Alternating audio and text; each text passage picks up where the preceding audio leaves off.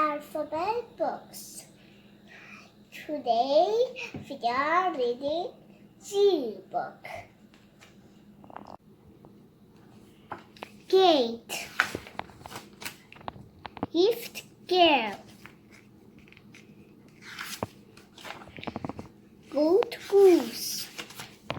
Gum. The girl chewed gum while opening her gift. The goat and the goose ran through the open gate.